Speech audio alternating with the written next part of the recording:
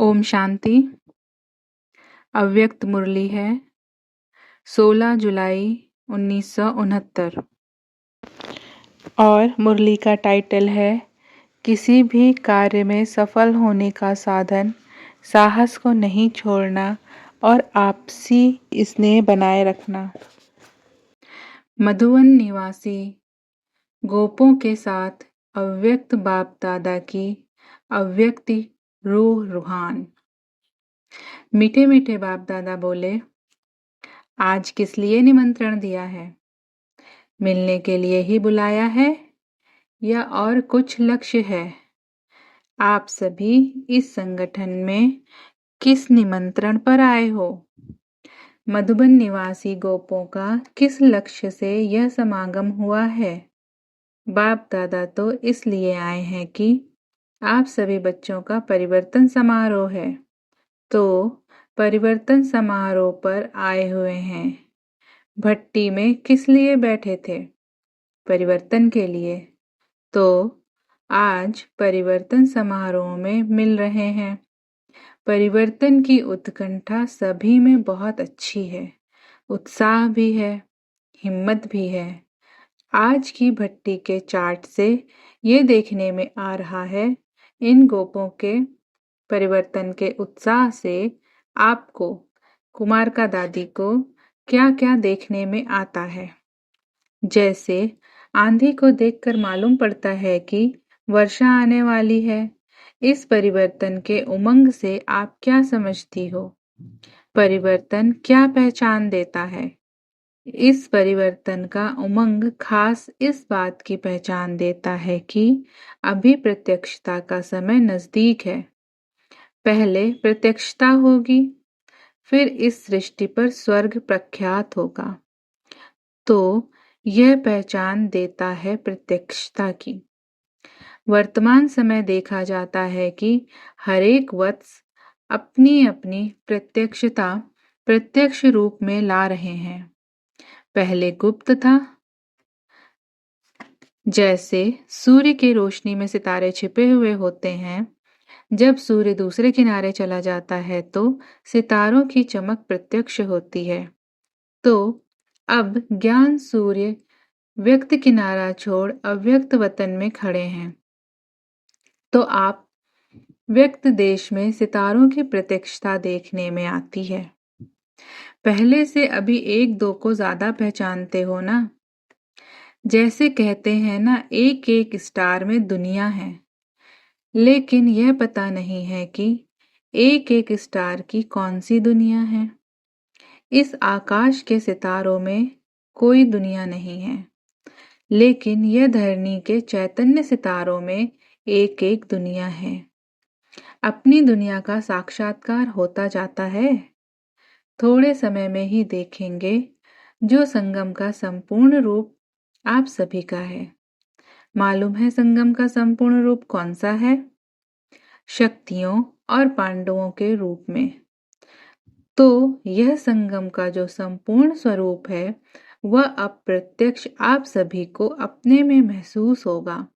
मालूम पड़ेगा हमारे कौन से भक्त हैं, कौन सी प्रजा है। जो प्रजा होगी वह तो नजदीक आएंगे और जो भक्त होंगे वह आखिरी पिछाड़ी में चरणों पर झुकेंगे। तो हर एक सितारे के अंदर जो राजधानी अथवा दुनिया बनी हुई है वह अब प्रत्यक्ष रूप लेगी। जब वह प्रत्यक्षता होगी तब सभी अहो प्रभु का नारा लगाएंगे। अब यह समय नजदीक आ रहा है, इसलिए अब जल्दी परिवर्तन को लाना है। आप रचयिता हो ना, जैसा रचयिता होगी वैसी रचना होगी। जैसा रचयिता होगा वैसी रचना होगी। रचयिता को अपने रचना का ध्यान रखना है। इस समय पर बाप दादा को भी हर्ष हो रहा है। स्नेह और साहस, यह दो चीज देखकर हर्षित हो रहे हैं। हरेक में स्नेह और साहस है। उसका सिर्फ बीज नहीं, लेकिन बीज का कुछ प्रत्यक्ष फल भी देखने में आता है। वह प्रत्यक्ष फल देखकर हर्षित होते हैं, लेकिन जब फल निकलता है तो फिर उनकी बहुत संभाल करनी पड़ती है। तो आप भी इस फल की बहुत संभाल करना, क्योंकि यह फल बाप दादा को ही स्वीकार कराना है। लेकिन यह खबरदारी रखनी है कि बीच में माया रूपी चिड़िया फल को जूठा ना कर देवे। फल जब पक जाता है तो फिर पक्षी उसको खाने की बहुत कोशिश करते हैं, तो यह माया भी इस फल को खाने के लिए कोशिश करेगी। लेकिन आप लोगों ने किसके लिए यह फल पकाया है, तो संभाल भी पूरी करनी है। अभी अर्जुन फल निकला है, पूरा पक जाएगा फिर स्वीकार करेंगे, तब तक संभाल करनी है। फल के संभाल के लिए क्या प्रयत्न करेंगे, उसका क्या साधन है आपके पास। जरा भी फल अगर जूठा हो गया फिर स्वीकार थोड़े ही होगा। अब उम्मीद तो बहुत अच्छी है। सभी के मस्तक पर आत्मा का सितारा तो देखने में आता ही है, लेकिन उसके साथ साथ आपके मस्तक पर क्या चमक रहा है। उम्मीदों का सितारा चमकता हुआ बाप दादा देख रहे हैं। सिर्फ इस सितारे के आगे बादल को आने नहीं देना, नहीं तो सितारा छिप जाएगा। यह जो उम्मीद का सितारा चमकता हुआ देखने में आ रहा है, उसकी परवरिश करते रहना। कभी भी कोई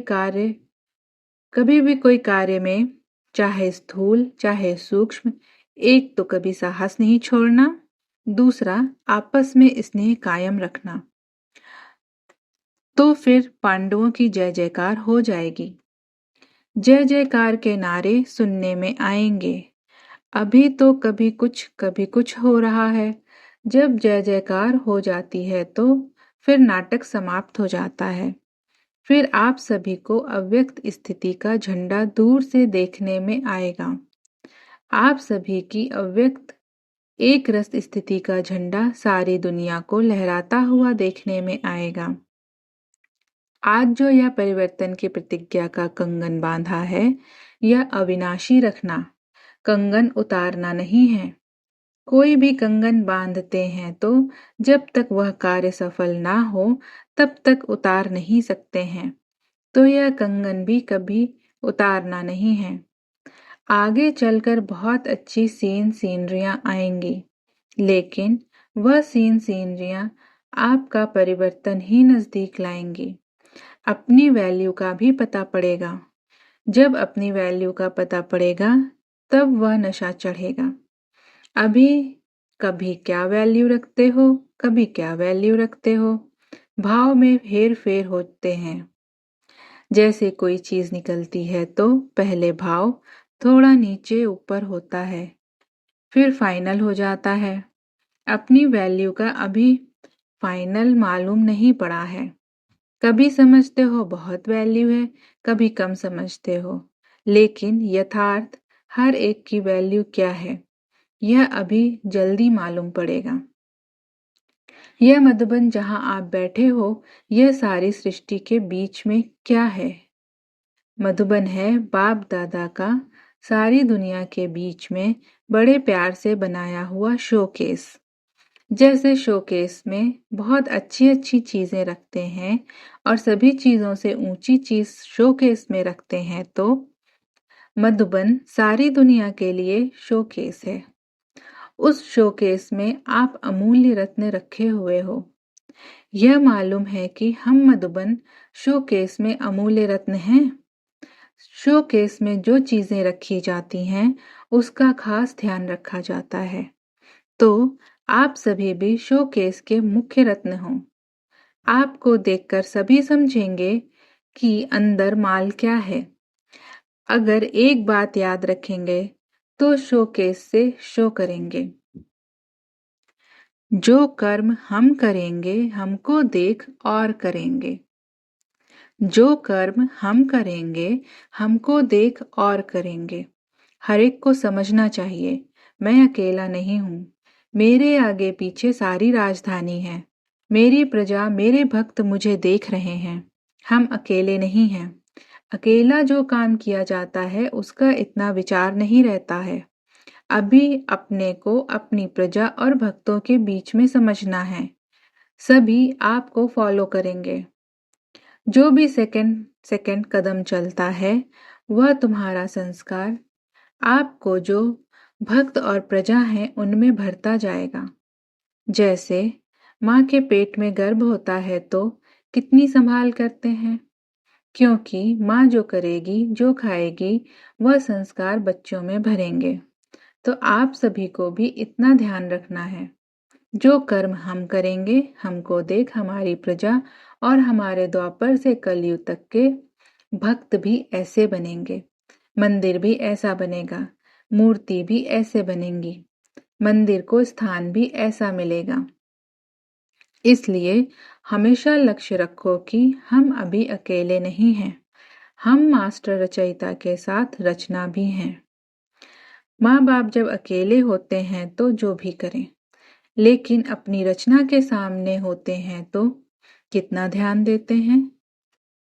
तो आप भी रचयिता हो, जो रचयिता करेंगे वही रचना करेगी। जब अपने ऊपर जिम्मेवारी समझेंगे तो जिम्मेवारी पड़ने से अलबेलापन और आलस्य खत्म हो जाएगा। कौन सी जिम्मेवारी? जो कर्म हम करेंगे हमें देख और करेंगे। हर एक सितारे को अपनी दुनिया की परख रखनी है। फिर कोई की छोटी दुनिया है, कोई की बड़ी दुनिया है। समारोह किया ही इसलिए जाता है कि जीवन भर के लिए यादगार बन जाए। यह समारोह भी इसलिए है। आज का दिन यादगार है। समारोह में निशानी दी जाती है ना? बाप दादा कौन सी निशानी देते हैं? बाप दादा दो बातों की सौगात देते हैं, खास मधुबन वालों को। शिक्षा तो मिली है कि साहस और स्नेह नहीं छोड़ना है। सौगात क्या दे रहे हैं? पहला, एक की लगन में हर वक्त रहना, हमारा तो एक दूसरा ना कोई। दूसरी सौगात, इकोनॉमी में रहना, एक की याद और इकोनॉमी। यह दो सौगात आज के समारोह की है। कितना भी कोई अपनी तरफ खींचे, लेकिन एक के सिवाय दूसरा न कोई। यह है मनसा की बात और इकोनॉमी है कर्मणा की। तो मनसा और कर्मणा दोनों ही ठीक रहे तो वाणी ठीक रहेगी। यह दो बातें खास ध्यान पर रखनी है। जैसे साकार रूप में भी देखा ना कि एक लगन और इकोनॉमी। इसलिए याद है मंत्र कौन सा सुनाते थे? कम खर्च बाला नशीन। इकोनॉमी के साथ यह मंत्र भी नहीं भूलना। इकोनॉमी भी हो और साथ साथ जितनी इकोनॉमी उतना ही फ्रॉक दिल भी हो। फ्रॉक दिल में इकोनॉमी समाई हुई हो। इसको कहा जाता है कम खर्च बाला नशीन। आप और सभी से एक्स्ट्रा भाग्यशाली हो। क्यों? कहते हैं ना कि जिनके घर में बहुत मेहमान आते हों वह बहुत भाग्यशाली होते हैं। तो तुम एक्स्ट्रा भाग्यशाली हो, क्योंकि सभी से ज्यादा मेहमान यहाँ आते हैं। लेकिन मेहमान नवाजी भी करनी पड़ती है। मेहमान नवाजी ऐसी करनी है कि जो अपने घर से पूरा ही मेहमान हो जाए। आपकी मेहमान नवाजी उनको सदा के लिए मेहमान बना दे। बाप दादा साकार में यह करके दिखाते थे। एक दिन की मेहमान नवाजी में पूरे जीवन के मेहमान बनाना। ऐसी मेहमान नवाजी करनी है। इसको कहा जाता है सन शोज फादर। अच्छा, इस क्लास के अंदर सभी से ज्यादा पुरुषार्थी कौन है? नंबर वन कौन है? एक दो से सभी अच्छे हैं, यह तो कमाल है। यही ग्रुप है जो सभी ने नंबर 1 नंबर उठाया है, क्योंकि कोई ने किस बात में विशेष पुरुषार्थ किया है, कोई ने किस बात में किया है, इसलिए सभी नंबर 1 है। इस ग्रुप में यह नंबर 1 का ठप्पा अपने ऊपर लगाया है। यह नंबर 1 का ठप्पा नहीं भूलना। मुख्य 4 बातें नहीं भूलनी है। एक तो शिक्षा, सावधानी, ठप्पा और एक दो को आगे कर उन्नति को पाना। यह 4 बातें कभी भूलनी नहीं है। अच्छा। ओम शांति।